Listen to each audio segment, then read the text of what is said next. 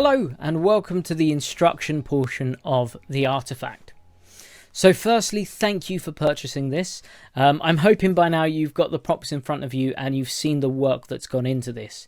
Like a lot of the projects which I've been putting together this year, this is a complete solo project. So there has been no other artist, there's been no other designer, no other input put into this. This is purely from my weird creative fingers. So all of the packaging that you're seeing, all of the props, everything has been designed by me. I do have to give special thanks to Sarah Stott, who did proofread this and just change a couple of the bits that didn't make sense at the time.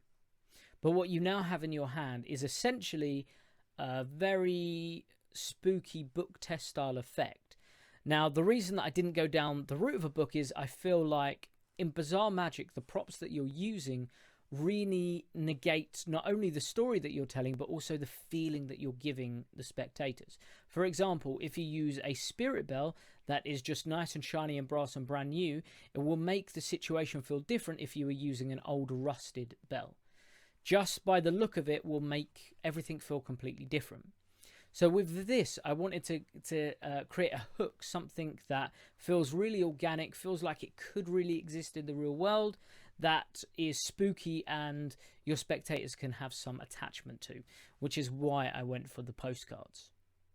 So in the next section, we're going to go through exactly what you get and a little bit of setup that you need to do. Then we're going to take you through the routine, the memory aid, and then I'm going to talk to you about extra routines and how you can combine it with other apparatus that you may already have if you're a bizarrist, or you may want to buy in the future if you're going to do a show, and I'll even discuss how you can do this on stage and other environments. So let's dive straight in and let's get down to what you get in your pack.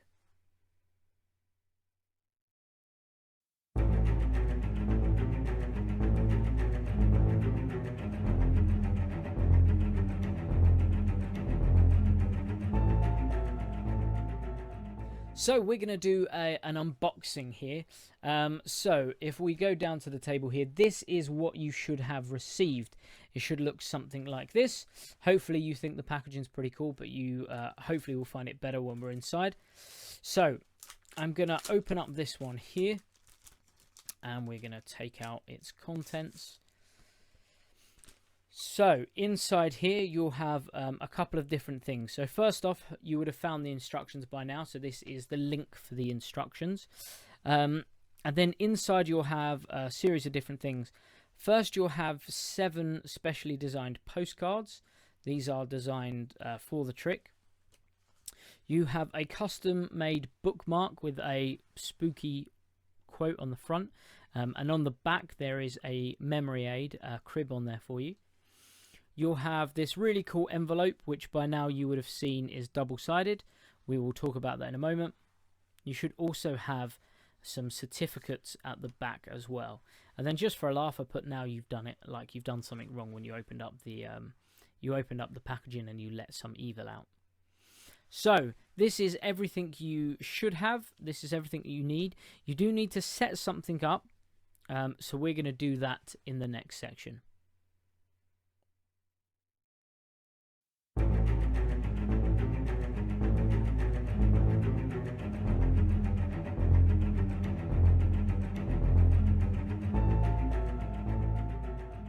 So now that we have our certificates, we need to fold these in a certain way. So I do have somewhere another one of these already set up so that you can see what's going to happen. So this is a multiple out section, but you'll see that these have been specially designed. So you can see this is Lilith's certificate of authenticity, but this can also open up this way, which is Trista's certificate of authenticity. So the way this works is I've designed it to be a little Z fold. And essentially, if one flap is closed, you can turn it over and display the other side. So this looks like a fold, and then you can show the front. Or you can close it and open it up, a bit like a Himba style wallet, but with a print. So when you look at your paper, you'll notice that on the other side they are end for end, which you may think is a bit weird at the beginning, but that'll all make sense in a minute.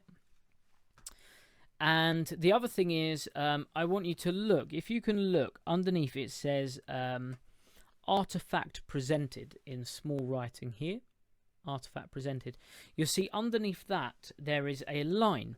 Now that line looks like it's part of the design because Lilith is underlined and certificate is underlined as well as these, but that is actually the point at which you need to fold this for it to be a tri-fold and to fit perfectly. So once again, if I take out the one that we just looked at here, that line there is the exact point that the paper needs to fold in order to line everything up perfectly. So all you essentially need to do is you can use a ruler if you need to use a ruler, or you can just do it by eye.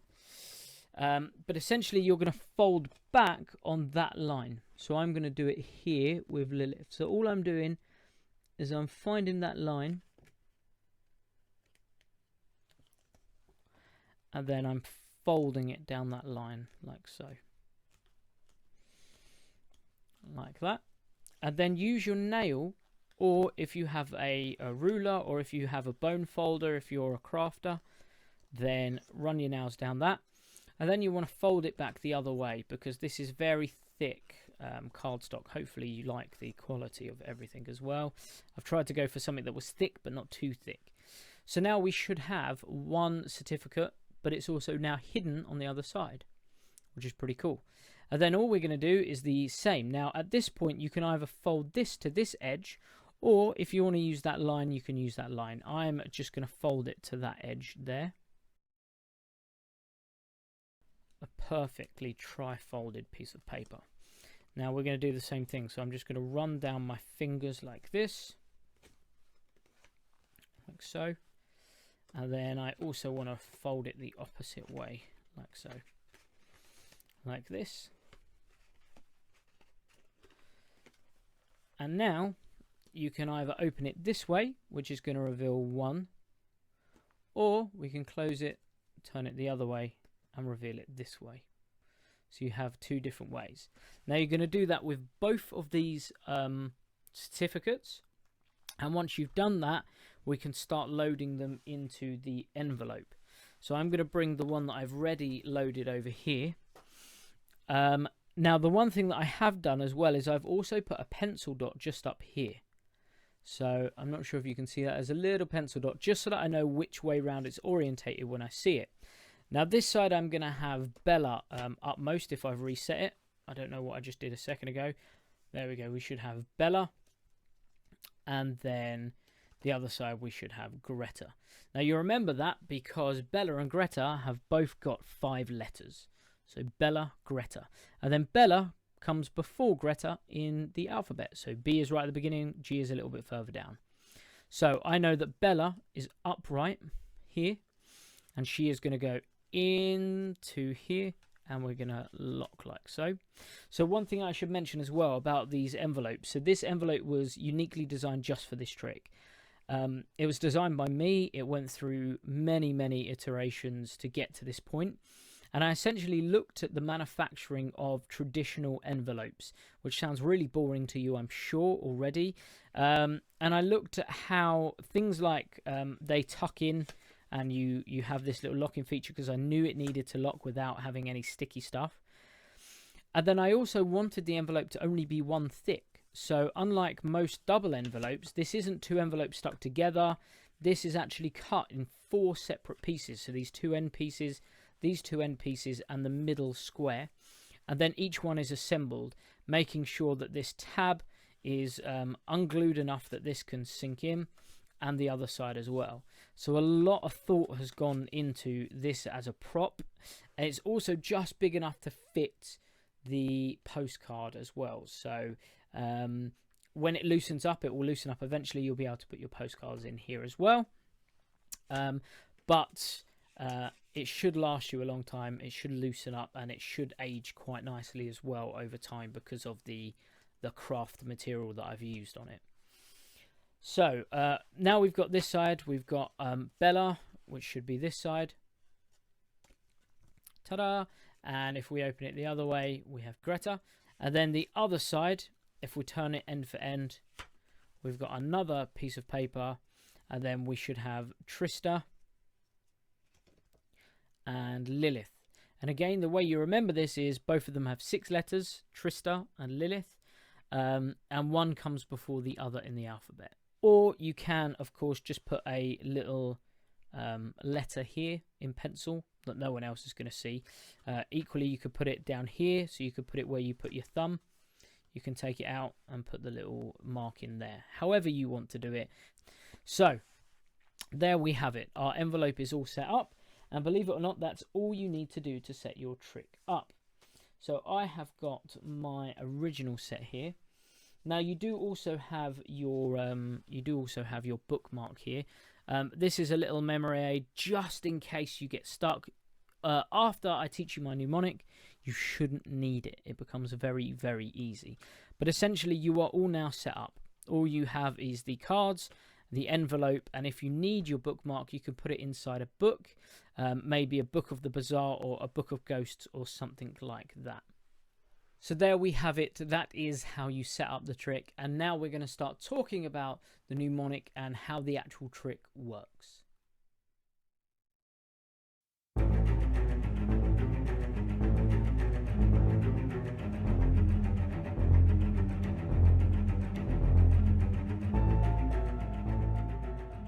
So let's get to the fun of it. Let's learn the principles involved. So there are several different principles, and there are other things that you can add to it if you want. I'm going to discuss why I didn't do certain things, or why you can do things to make it better, or whatever suits your style, essentially. So the first thing that we're going to do is go through the word list here. So there is essentially 2 words on each card. So they can go through, select any card, and then pick a long, interesting word. Now, all of the words are 12 letters long. So that's one thing that you can reveal straight away, that you think it's about 12 letters long. So all of them are 12 letters long. That's done for a reason. That's for the hangman principle, which we'll get into in a moment.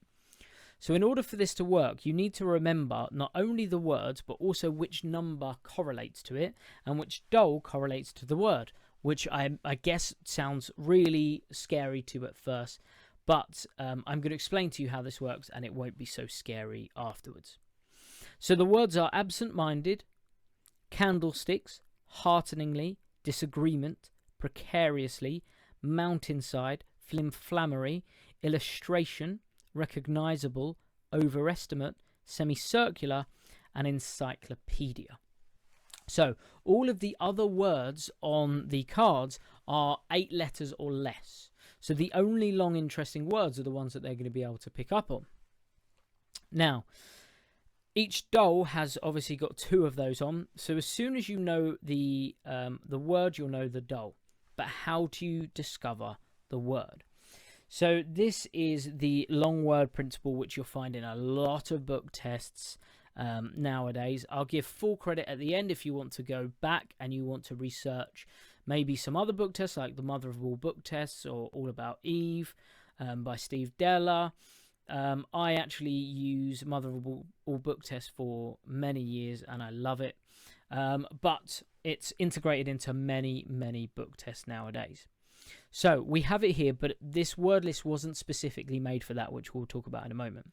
So you'll see that every single word begins with a different letter. So as soon as you find out what the letter is, you'll then know what the word is. And that's the basic idea behind it. Now, with that being said, there is another feature integrated, which is called the hangman principle.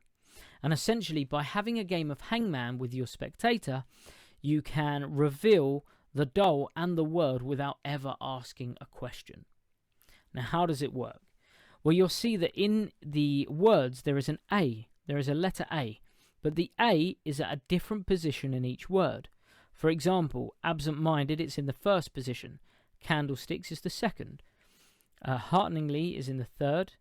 The fourth is disagreement, 6 is precarious, 5 is precarious, 6 is mountainside, 7 is flimflammery, all the way up to 12, which is encyclopedia, which is at the end. So when you're having a game of hangman, you give them a point of fact. So you say, this has an A in it. and they are going to write the A on the line where the word should be, and all you need to do is count along to where they've positioned the A, and you will know the word and also the doll that the word is associated with. We'll go over that again in a moment, just as an overview now. So you can either do it with the long word principle, so you have the letter, or you can use the hangman principle. But let's go over the mnemonics. So this is how I remember it.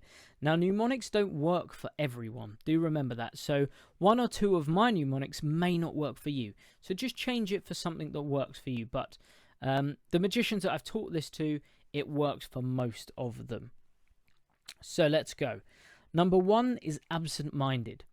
Now, you only ever think about number 1. You only ever think about yourself if you're being absent-minded. So that's a nice way to remember number 1 is absent-minded. You're always thinking about number 1. Number 2 is candlesticks. That's because you can't just buy one candlestick. If you have a fireplace, you need a candlestick for both sides. So number 2 is candlesticks. Number 3, imagine that you see the love of your life for the first time. Your heart just doesn't go ba-dum, it goes ba-da-dum. It goes 3 times, it goes really quick. So hearteningly is number 3. Sometimes you have to stop yourself before, there's the letter 4, you have a disagreement. So before you have a disagreement, you have to stop yourself from getting angry. So number 4 is disagreement. Number 5 is precariously.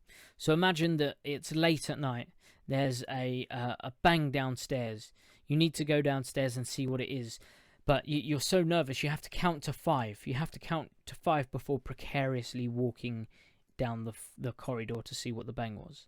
So 5 is precariously. So we're going to do those 5 first. So 1 is absent-minded because you're always thinking of yourself. 2, candlesticks, because there's 2 sides of a fireplace. You need 2 of them candlesticks. Hearteningly, your heart beats 3 times. So that's hearteningly. Number 4, you have to stop yourself before you have a disagreement. 5, there's a loud noise downstairs. You precariously creep into the hallway, but you have to count to 5 first. So now we're going to go on to 6. 6 is mountainside. That's because everyone said it was going to take at least a week to get up there, but you did it even quicker than that because you were so good. You did it in 6 days. So 6 is mountainside. 7 is flimflammery, because it's just the silliest one. Flimflammery is the most commonly picked word there. And when you ask someone to name a number from 1 to 10, they always go for 7. It's the most commonly picked number and the most commonly picked word. You'll find that when you do this book test. Lots of people go for flimflammery. Number 8, illustration. So if you have an illustration, you illustrate. So illustrate, illustration. 9, recognizable. Imagine Hitler's voice on the TV. 9! It's very recognizable. He has the most recognizable voice. 10, overestimate. So 10 ends with O, overestimate begins with O, 10 is overestimate. 11 is semicircular. So imagine a lady with semicircular legs. So instead of having 2 straight legs, they're all curved around and she's sort of bouncing along merrily. So 11 is semicircular. Finally, 12 is encyclopedia. It's such a big book. You would be up until midnight, 12 o'clock, to be reading it. So some of them are really silly, but the sillier, the more they should stick in your head. So, for example, I'm guessing recognizable probably stood in people's heads quite easily. So we're going to go through them again. 1 is absent-minded because you're only thinking of yourself. 2 is candlesticks because you can't just buy a single candlestick. 3, hearteningly, your heart beats 3 times fast. 4, you have to stop yourself before you have a disagreement. 5, precariously, there's that loud noise downstairs, so you have to count to 5 before creeping down the hall. 6 is mountainside. They said that it would take a week, but it didn't. It took you 6 days. 7, flimflammery, because it's the most commonly picked, and so 7. 8, illustration. If you have an illustration, you must illustrate. 9 is recognizable. That's Hitler's voice. 9, he says, recognizably. 10 ends with a 0. Overestimate begins with a 0. 11 is semicircular. So there's our lady with semicircular legs crawling along or bouncing along. And then we have 12, which is encyclopedia. You would be up until midnight reading the encyclopedia. So we're going to give you a little bit of a test. I'm going to turn everything down so that you can't see it. So we're going to go for 10. What is 10? Hopefully you said overestimate because it ends with a 0 and overestimate begins with a 0. Let's try another one. What about 3? Hopefully you said hearteningly because 3 times fast is hearteningly. So that's number 3. We'll do one more. We'll go for encyclopedia is number 12. Hopefully you said 12 is encyclopedia. Good. So hopefully by this point you have the words, or you have a rough idea of what the words is. It's a super easy mnemonic, and if you need to change 1 or 2 of them, you definitely can. But now that we've learnt the words, we need to link the dolls to our words. Now I bet that feels even more unreachable than what you've already learnt, but I promise you it's super easy with the mnemonics. So we have number 1, which is absent-minded because you're always on your own. Now imagine there's an artist and he's painting on his own, and you go up and you talk to him, but he just ignores you. He's being really absent-minded, that artist, because he wants to be alone. So 1 is the absent-minded artist sitting on his own painting. 2 is candlesticks, because there are 2 candlesticks either side of the fireplace, but Lilith has a double L in the middle. So we've got Lilith with the 2 L's and the 2 candlesticks. 3, hearteningly, Greta. Oh, bless her. Little old lady Greta. Sounds like a little old lady sat by a window. You clutch your heart. Oh, she's so sweet. Hearteningly is Greta. 4, disagreement, is Trista. So Trista is a Russian doll who was found on a mountainside. So 4, disagreement, Trista, because the Russian accent is quite a hard accent. It sounds like they're always having a disagreement. So 4 is Trista. 5 is GM, which stands for Grayson. And you have to think about Dorian Gray, which is who Grayson is based after in the story, in our doll story. Dorian Gray was famed for doing his hair and making sure he was all perfect. So imagine he's looking in the mirror, and before he walks out of the house, he has to make sure his hair's perfect, and precariously he'll walk out. So precariously is Grayson. Mountainside, I've already mentioned that, and hopefully this has just triggered to you. That should be Trista, because she's the Russian doll that was caught on the side of a mountain, or she was kept in a mountainside bunker. 7 is Flimflammery. Imagine that artist who was really absent-minded and painting on his own. We go in and we disturb him, and really flamboyantly he's throwing his arm around. Oh, it's all Flimflammery! Right, it's really dramatic. So 7, Flimflammery, the artist. 8, illustration, is Lilith. And that's because Lilith has a double L at the beginning of illustration, and Lilith has a double L in there. So illustration and Lilith. Recognizable, Dorian Gray is probably the most recognizable name out of all of these. So Grayson is recognizable. Dorian Gray, recognizable. 10, overestimate, is Bella. So here is a change in names. This one might catch you out at first. So I think about the Twilight movies. Twilight, the main character is called Bella. And I overestimated just how bad the film was. It was terrible. So overestimate is Bella. Sorry if that's triggered anyone who really likes Twilight. 11 is semicircular.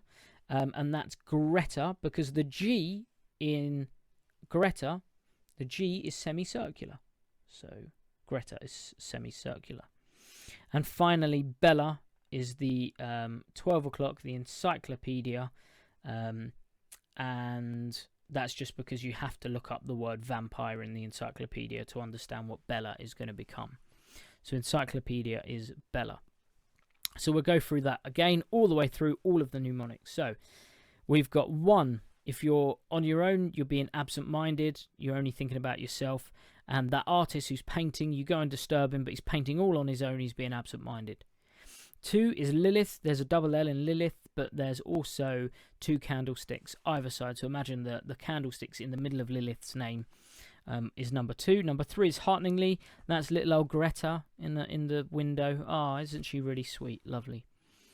4 is disagreement. That's that Russian accent, that very hard sound. Sounds like they're always having a disagreement. That's Trista. 5, precariously. He's checking his hair. He's about to go out. That's Grayson from Dorian Gray. 6 is mountainside. That's Trista again. I think you've probably already got that one.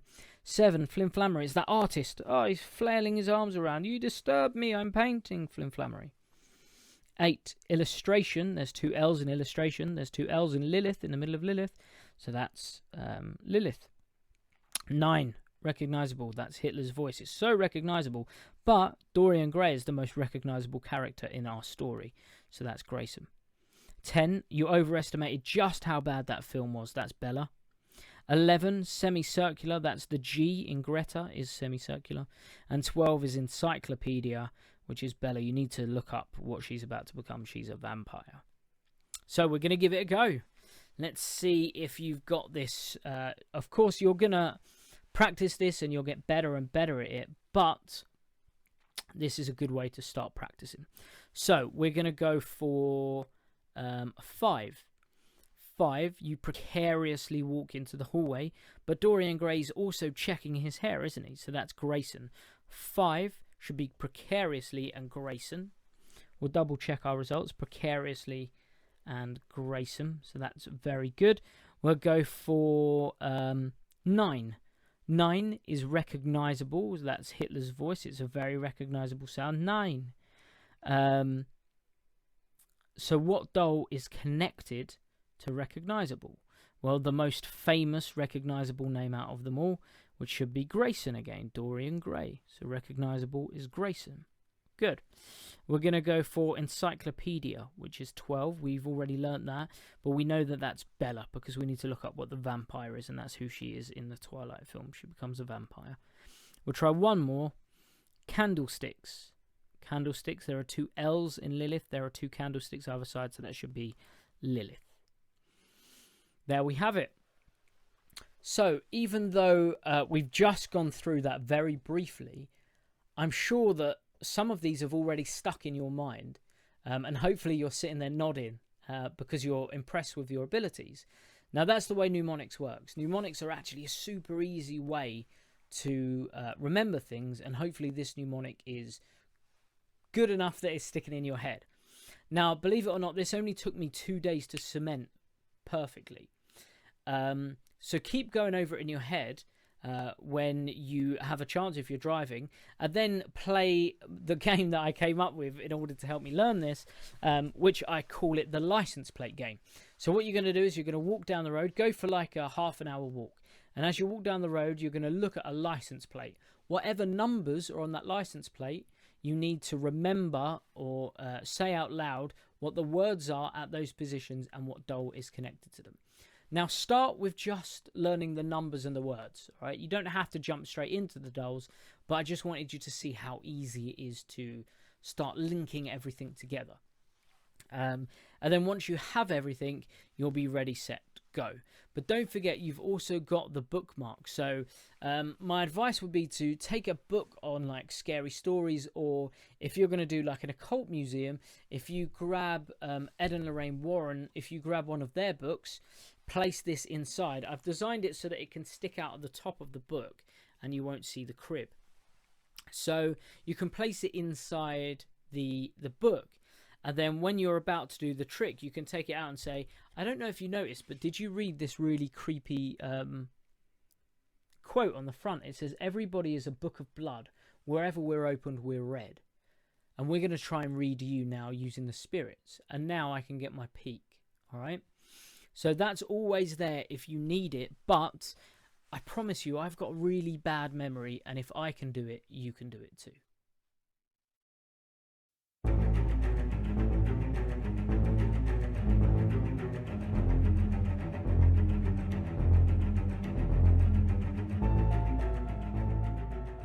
So when performing Artifact, there are lots of different ways that you can go about it.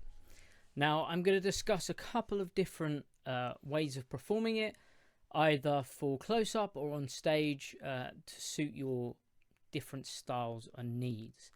Now, I actually use this as part of a larger piece in my Halloween show for this year. and I'll sort of talk about how you can integrate it into other effects to give an outcome that people weren't expecting, so you have a shocking moment at the end. You can also integrate this with other apparatus, such as a Ouija board or a spirit bell, which is how I most commonly use it, but we'll get into that a bit more in a moment. So the first thing that we're going to talk about is the hangman principle and how you can sort of integrate that. So you are going to begin the performance by handing them the postcards. And the first thing you're going to reference is the picture on the front. And you basically explain the story. So you say there was this museum called the Occult Museum, the Floridian Museum of the Occult. Of course, you can put it at whatever place you want. I've just put Occult Museum, and I put the word Floridian in there, so it just feels a bit more authentic, so we have a place for them to focus on. And I explained the whole story behind it, and then I explained the pack of photos, and I just placed this to one side. Now, of course, we may need to call on to this later on, but we're not going to worry about that for now. And then here we have our postcards. So I say to them, there is a different story on each, but we're not going to necessarily focus on everything. I want you to pick a doll that stands out to you in some way. So you're going to allow them to go through and pick a doll. So let's say they go for Greta. I say to them, place the other ones to one side or at the back of this, whatever you want, so you can just have them cut this one to the face. And then you say, I want you to find a long, interesting word. The longer, the more impressive. So all I'm doing there is I'm giving them a reason to pick or go for a long word. Now, you also want to ask them not to go for the name. So, for example, Bella has got the word belladonna in it, or Grayson is quite a long word as well. So or artist doll. So you want them to avoid going for the name of the doll. So you say, I don't want you to focus on the name of the doll, just a completely different word that's completely different to the doll. So in this one we have hearteningly, of course, because it's Greta by the window. And we've got semicircular. Of course, we know the G is semicircular, so we know those are going to be our two words. So let's presume that they go for, hearteningly.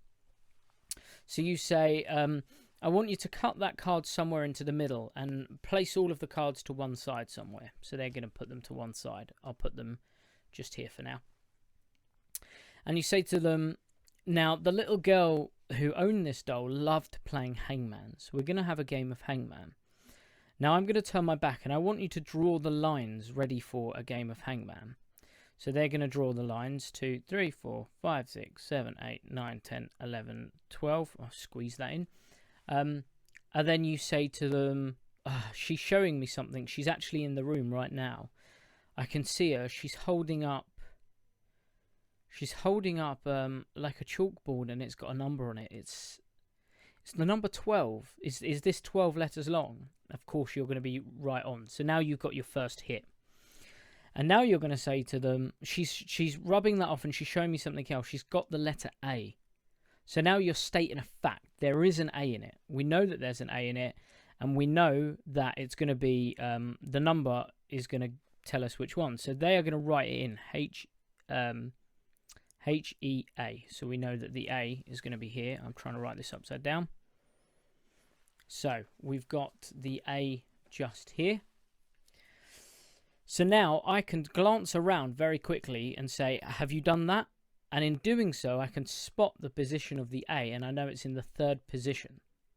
Now I know 3 is the beating heart, and I know that Greta is our lady by the window. So now I know this is hearteningly, and I know that the doll they're thinking of is Greta. Now what you want to sort of think about is how you are going to reveal them, in what stage you're going to reveal the information. Now you can reveal the doll first, and then the word, or the word and then the doll. I tend to reveal the doll first and then the word, because I feel like the word is easier to backtrack, that you would be able to tell the doll from that. Whereas if you reveal the doll, it feels like they could have had a free choice of all of these words. Whereas if I have that one word, I might be able to work out that that's the dull that that word is connected to. I hope that makes sense. So even though they've got the dull, they could still have picked any of these words, so you still don't know what that could have been. Whereas if you reveal the word, then it's quite plausible that you know which card that word is on and you can connect it to the dull. So now we're in this position where we haven't asked any questions, but we've stated two things. A, that it's 12 letters, B, that there's an A in it, and now we've got all of our information, and we can reveal this any way we want. So now I reveal that it's Greta, because we've got hearteningly. It's Greta, and then if I want, I can just reveal the letters. So I can say, oh no, wait there, she's writing an entire word. Hearteningly. So you can reveal it that way. However, if you're doing part of a larger performance and you have something that you're forcing, so for example, let's say that when we're talking about this doll, it turns out that the little girl's dad went missing, and they think that it was because of the doll, and they only found one object of his.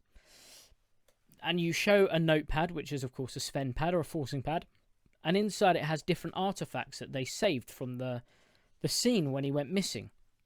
So there are a pair of slippers, there was a TV remote, there was a hat, there was a pipe, as in a smoking pipe. You get the idea, so you're going along. So let's say my false item was a pipe. So we've told we're using a pipe. And I say, now we're going to have a game of hangman, but not only is she going to tell me which letters are there, but how many of them are in there. So I want you to get a word. So let's say we've now got Bella. And let's say we go for encyclopedia. So she writes down the 12 lines.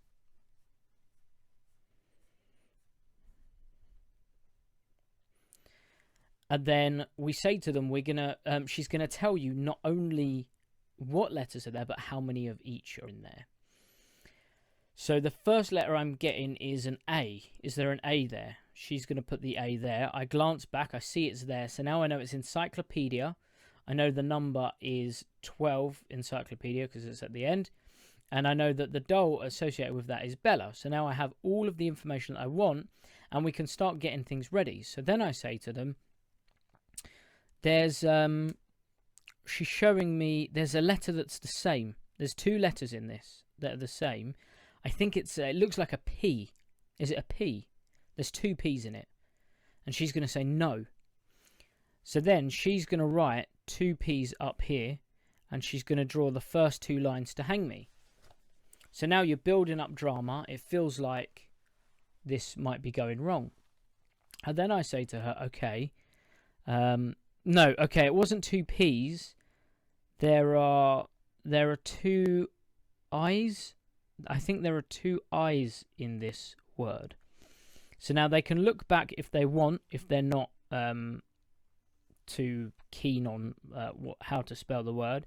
So they can see over it, and I say there are two I's in it. She's going to say, no, there's not. There's one I. So she's going to put the I there. We already know that. And then she's going to put an I up here ready to hang me. And then I say, okay, maybe it was two E's. Are there two E's in this?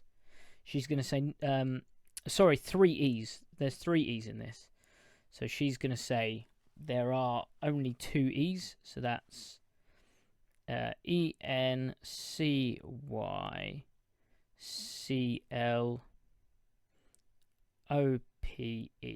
So there's going to be another E there. And then she's going to put another E up here. And then you say, Bella, just give me a sign. Tell me what it is. Oh, she's holding up something. She's holding up a book. Oh, is this like an encyclopedia? And then you can write in the rest of the word. So once you have this, the hard thing about this method is that you do have to think on your feet a little bit. Like I had to there, you have to be sure of how many letters are in there. So for example, if I'm doing pipe, I need to know that there are three E's in there so that I can deal with this, right? But essentially, I've now got these letters wrong. but they're going to feel completely arbitrary by this point and like they're not part of the trick, like something's just gone wrong. But I leave this on stage, and then a bit later on we do an effect where they pick the pipe, so I always follow it after this effect, and then at the very end of the show I can reiterate, I can say, well, the weird thing is sometimes the spirits can influence our choices and we don't even realise it. For example, earlier on we got some letters wrong. It was PPIE. And I knew that that was for a reason, because later on you ended up picking the pipe as the thing that the police found from the case files. And you can actually see those letters actually spell out pipe. So there's a nice hidden revelation which has been on stage the whole time, and anyone that does this will see the reaction it gets. I've done this on stage with a book test called the Wonderland book test for years, and it gets incredible reactions. Now, of course, you don't have to do pipe. You can do whatever you want. I'm just using this as an example off the top of my head now. The only thing is you do want this to be a short word. You do want it to be no more than 5 letters long. When I do it with a normal book test and it's not spooky, I use the word York. So that's a place in the UK that they're going to go to. So there is like another way that you can integrate this into a show. But how are we going to perform this in a close-up environment? So you can do it with this if you've got business cards and you're happy using business cards. Then you can do this on the back of your business card if you want to. If not, you can use a notepad, like a little notepad, and have it to the side. Or if you're confident in their spelling abilities, you can just ask them at what position it's at. Now, you don't have to perform it with the hangman principle. You can, of course, use the long word principle. So each of those words begins with a different letter. And I'm very bold with the way I get the first letter. Because at this stage they don't really understand what's going on, and we're about to reveal more information anyway. But what's great about this is we can tell them that the word is 12 letters wrong and get that hit straight away. Now with the bizarre trick, they're not too worried about stuff like that. It's a little bit different to mentalism. With mentalism, they know that you're supposed to be reading their minds, etc, etc. Here they're not really sure what's going on. Are the spirits supposed to be revealing it? Are they coming through you? Are you using a Ouija board or a spirit bell to spell these things out? You get the idea. So I typically just say, there's a little girl stood behind you. She's, come on, don't be scared. She's writing a number down. Okay. She's written down the number 12. Does that mean something to you? Is this the length of the word? Is that how many letters are in this? And then we've got our hit. So now I can say the beginning. I think she's showing me the first letter of the word. Go on. She's written down an A. Is the first letter an A? Now, they're either going to say yes, in which case it's absent-minded. If not, they're going to say it's another letter. So if they say, no, it's not an A, I say, oh, what was the first letter? So let's say they go for M, so we know it's mountainside. So they say M, and I say, oh, sorry, this is my bad. There is an A in it, though, isn't there? And it's at number, it's in the 6th letter in, right? And now I can use the hangman principle, essentially, but I found the beginning letter. So I found the word, and now I know what position the A is in. So now I can use that to backtrack. So now I can say, oh, the reason that I said A was, oh, she said, sorry, it's 6 letters in. So this is the A. And now we've got a hit again, right? So we've turned that miss into a hit. So now we know it's mountainside, and we know it's Trista, because Trista is the Russian doll, and she was found on a cold mountainside in a bunker, or she was kept there. So now we've used this to reveal. Now, a quick note on performance. When I perform this, you really have to be believable that you're looking at something or you're staring at something. So my advice would be, if you're going to use this presentation, my presentation, the way that I do it, I essentially pretend like there is someone behind them. Much like a psychic looks beyond someone, studies them, and then sort of looks back. Now, my advice is, if it feels uncomfortable, count another 5 seconds. So when you're looking,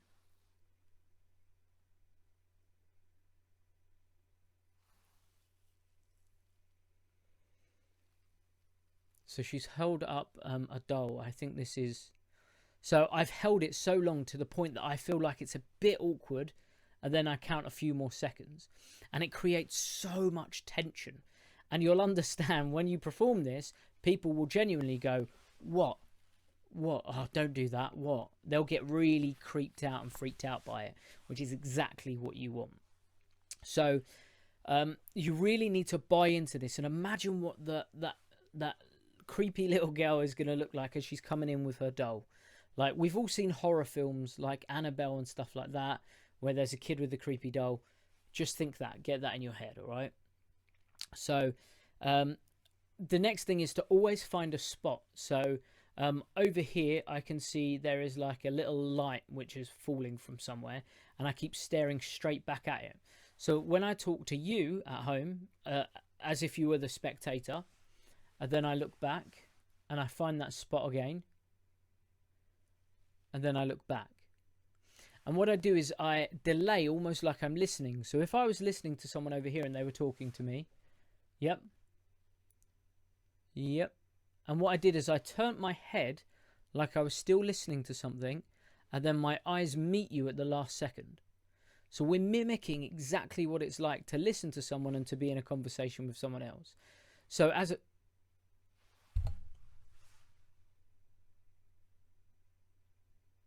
Okay. She said, don't knock the microphone again because it's probably annoying to the people at home. So I'm halfway through a sentence with you when something grabs my attention. So as we're talking, something grabs my attention and it interrupts my flow. So as I'm...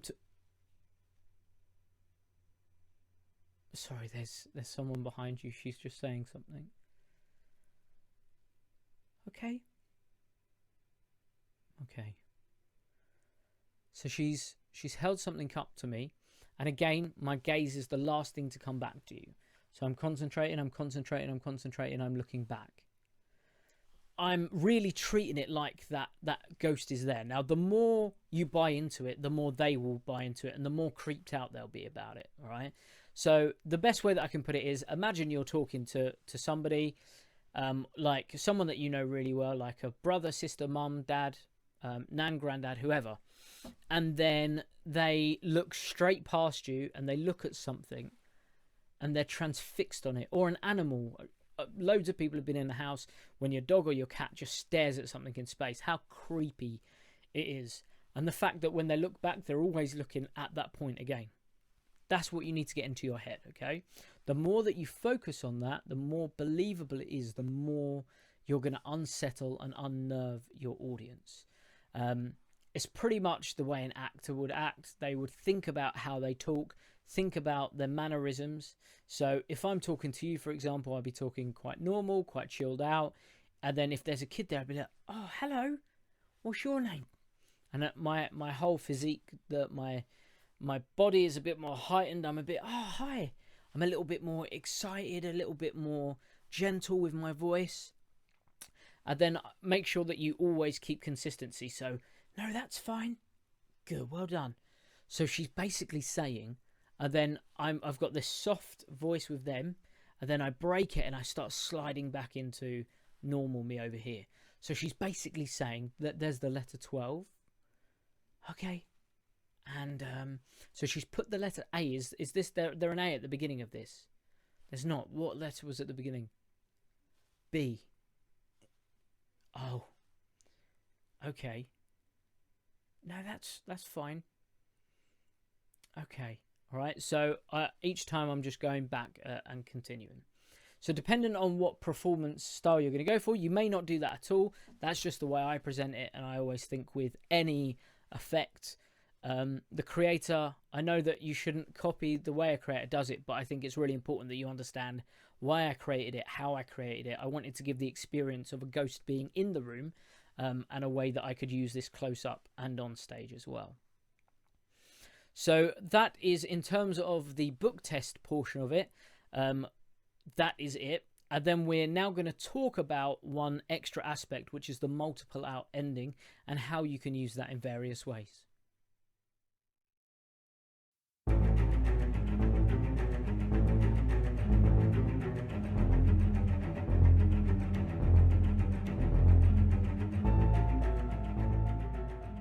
So one of the features that I really wanted to bring into this was a multiple out ending. Because a lot of the time with Bizarre Tricks, there doesn't feel like a proper finale or a proper ending, something just to close it all off. And I wanted another piece of evidence that the spirit could give to me, or the doll could give to me, to prove that they're in the room. So this is what I came up with. So there are several different options here as well, and I'm going to present them to you so that you can pick whatever is best for you. So first off, I'm going to go over the outs. The first out is Grayson. So Grayson's is on the back of the postcard, and it is a certificate of authenticity. And it's designed to look exactly the way I actually bought a Harry Potter plaque, and I looked at the certificate of authenticity on the back, and I designed it based on that. So this should look very, very real. But we've got things like the Occult Museum symbol at the top, so everything feels consistent with the theming of the trick, which was really important. So that's out number one. Out number two is the artist, and the artist has got a big red cross on the back. He's one of the most commonly picked dolls because I think he's the creepiest. And then we have Bella, which we've sort of already gone over. Bella is the certificate of authenticity up here. And then on the other side, we've got Greta, and we remember that because they are the 5-lettered ones. So Greta and Bella, and of course Bella comes first in the dictionary. So we put that in there, and then this locks, if I can lock it. And then on the other side, we have Lilith on one side and Trista on the other side, like so. And that sits inside here. So if you need to go to the other side of the envelope, how do you go about it? So obviously you have to flip this up. And the best way to do it is just to pick it up and talk about it. So my hand comes up here as I talk about it. Now I am technically flipping it over, but as I'm talking, you shouldn't bring much attention to this until after, really.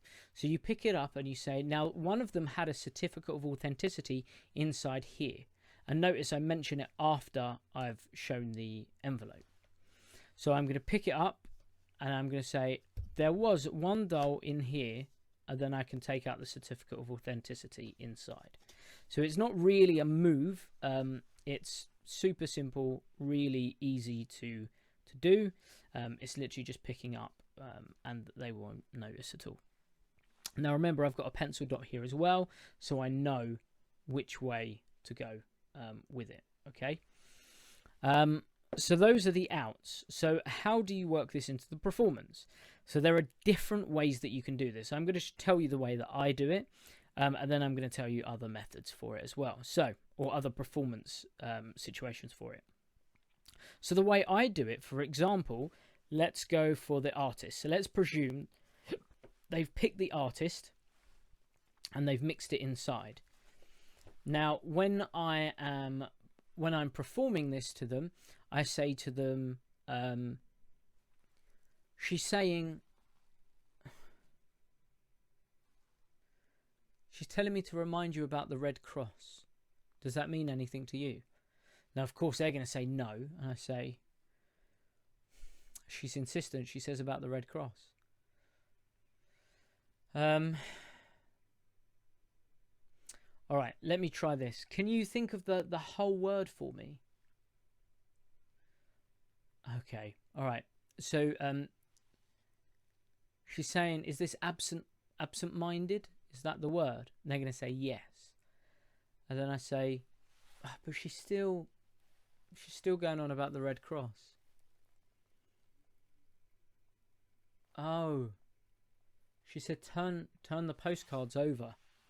Now, of course, when they turn the postcards over, they're going to find... Oh, not that one. they're going to find the big red X in there somewhere. Now, if it's the other way, I would say, she's telling me to remind you about the certificate. This is Grayson, and if you just turn over that postcard, right? Or this is Bella. You see, inside this envelope that's been here from the beginning, there is a certificate. She was right. It is a certificate of authenticity for one doll, and that's Bella. So now you can reveal it. However, if you want to turn this into a two-stage routine, so let's say you want to use a Ouija board to reveal the word, which again, I'll discuss how you do that in a minute. But you could do this. So you could then go, well, that's interesting, but there is an energy coming through. So I'm going to lay these out, and I've got a pendulum here. And you hand them a pendulum, and you tell them to hold the pendulum above each of the cards, and you say one of them, the pendulum is going to move more over one of the cards. It's down to you to decide which one it moves the most over. Now, that does a couple of things, which I've used in another trick of mine called the Chased. And it means that if you don't get a huge amount of movement from the pendulum, it doesn't matter, because they're going to decide which one it moved the most over. So they're still making a random decision, but they're also allowing it to confirm that it did move, even if it's a little bit over one of the cards. So let's say we've done the word with one of them. We'll take Trista away, for example, and then we place these out, and we say, now I want you to hold them over, and then let's say it's over the artist doll again. All right.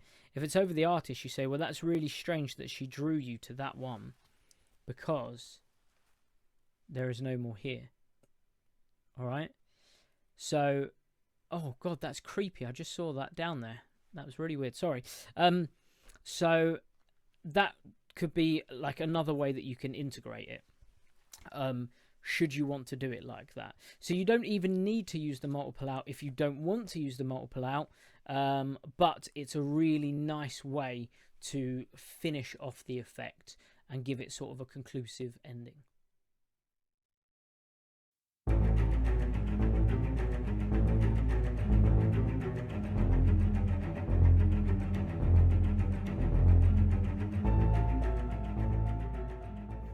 So just a few final ideas and tips in terms of performing it. So I designed this to be able to fit in with lots of different apparatus. That was the reason that I did it, so that each year that I do it, it would feel fresh and different. Now, the main way that I do it is using a spirit bell. So either a spirit bell or a pendulum works amazing. So there are a ton of different spirit bells that you can buy on the market. These are just a few that I have at home. So we'll get rid of the pendulum just for a second. So you can get some really cheap electronic ones online. So this one, for example, is a remote controlled unit, but you'll notice it comes apart. So it can be built and it looks sort of old and ornate. But it uses an electromagnet so it can be controlled. It's amazing. You have this version, which I actually bought this version, but they're very easy to make. So it basically is a rod, and there is a glass on the end, and you should hopefully hear it ding on the glass. So if there's a spirit there, please let yourself be known by affecting the glass. Hopefully you heard that. That's not me dinging it. Wait there, I'll bring the microphone closer that you can see it. So you're going to see the microphone behind. So if there's a spirit there...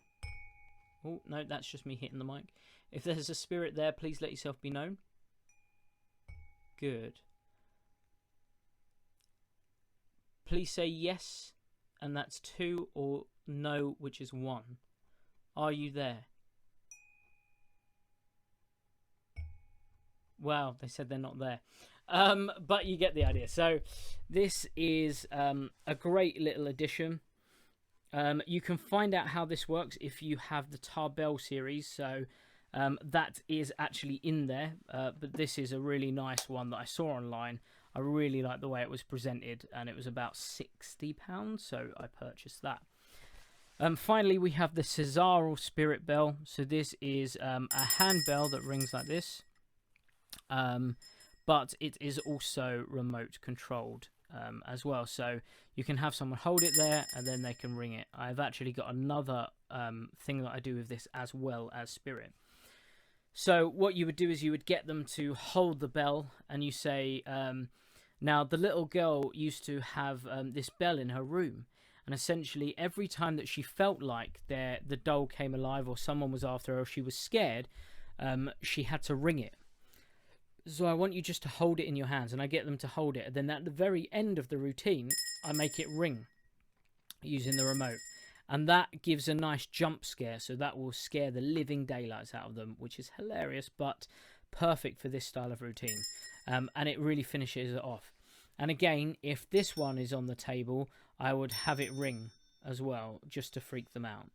Finally, if you're using this version, which is a non-electronic version, you would of course be holding it, and hopefully you would make it ding, and that also freaks them out. The other thing that you can do, of course, is to use a pendulum. So this is a bottle pendulum that was made for me by Terry Tyson, who is an incredible bottle pendulum or spirit pendulum maker. He's got some incredible methods for making these and some really nice ideas. But this is a bottle pendulum that can be unhooked, and then you can put it to a longer chain or whatever you want. But this one is like a little vial, and you can see it's got some sand in. So if you wanted to expand this story, you could make or purchase a pendulum that has a little jar inside with maybe, depends how creepy you want to get, you could have maybe the hair of the doll inside there. And that was all that survived from the fire when they burnt all of the artifacts. Whatever you want to do in there, it's just a nice way to expand this into a larger performance, which is or is always my idea when it comes to creating good bizarre magic at the moment. So whatever you want to do, you can. The other thing, of course, is to have a Ouija board. So if you have a Ouija board, you can so imagine that you have a whiteboard behind you at the back of the stage, or to the left hand side of the stage at the back, and you are sat at the front of the stage in a chair looking out with the spirit table, and then have someone over your shoulder confirm the letters that it's going to. And then the woman behind you of the whiteboard, you say to them, we're going to have a game of hangman. I'm going to push, I want you to confirm which letters this goes to. And I push it along to an A. And then the woman behind me shouts out A. And then I turn around and say, make sure you write the A in. And as she writes it in, I take note of where it is. And now I can push the planchette to the rest of the letters with the person over my shoulder calling them out. Now, of course, if you're using the method where you're going to get some letters wrong for a later reveal, you can also push them and get those ones wrong as well, which is a really nice thing. But it also means that you get two members of the audience on stage. It creates a really nice visual dynamic of you at the front with the Ouija board and that person at the back. Of course, some people aren't comfortable doing a Ouija board, so if your audience don't want to do it or they're too scared of doing it, just you at a table pushing it is still pretty damn spooky and freaky, and it means that you're not putting them in a position that they're super uncomfortable, even if they're not religious or anything like that. So mixing it with all of these other apparatus, all of these different things, pendulums, you might have some slates. So if you're super brave, you can have spirit slates with each word pre-written. Then you just have to take the right one out of your case, and then you can have like a multiple out for each of the words. There is an untold amount of ways that you can present this, which is why I love it so much. And I'm hoping you're understanding that this is more than just the one trick. This is quite literally an entire show that you can build around this trick, should you want to. One final option that I have for you, which I did think about, but I didn't do, purely because this was designed for me originally, and I just didn't want to add too much into it because it becomes a bit confusing. However, if you can develop a marking system for the cards, then if you have a secret marking system on the back somehow, so maybe the four corners, the two sides and here, so one dot here or one dot here or one dot here and one dot here, remember these are two-way. sorry, one way. Because of the logo and because of the orientation of the lines, you can establish which corner they're being marked on. Then, of course, you can have one here. So if you wanted, you could do a clock. So it can start at the logo, and then you can have 1, 2, 3, 4, 5, 6. So just have one dot. And that means that if you're doing this close-up and you see them take one of them out, you can say, place the other ones to a side, but make sure I don't see. If you can peek the back, then you can get it down to 2 words, right? So if I peek the back, I can see it's Trista from the back, and then I can go, well, she's the Russian doll, so she would be for disagreement, because her accent sounds like she's always having a disagreement, and she was found on a mountainside. So I know those are the 2 words.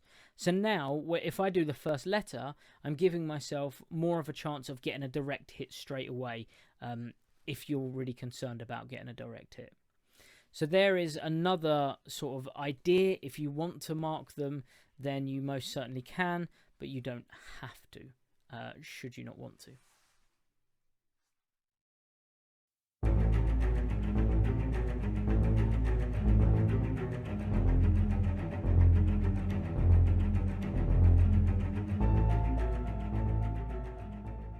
So that is it. I'm not sure how long these instructions have gone on for. I think it's about an hour and a half now, give or take. I'm hoping to edit it down, so we'll have to see what it's like after the edit. But I really hope you enjoy this, and I hope you understand how impactful this is and how much this is more than just an effect. This really is a way to begin a show or to start writing a show. And there are lots of ways that you can integrate this with other parts of the show, and you can have those hidden reveals, or you can have a doll on stage, or you can reveal it in any way you want. If you perform this, please feel free to tag me in any videos. I would love to see your performances and your ideas of it. I will put a Facebook group together, which will be on the screen below, so you will see it now. But I really hope you enjoy it. I've put a lot of effort into this. I started this in July. It is now the beginning of September, and I've still got a long way to go in terms of packing and putting everything together. So I really hope you enjoy it as much as I am. This is in my shows this year, so if you see me perform, you'll be seeing this. And I'm sure you guys are going to love it. I'm just waffling on now. I hope wherever you are, you have a great time with it and you enjoy performing it. So until next time, goodbye.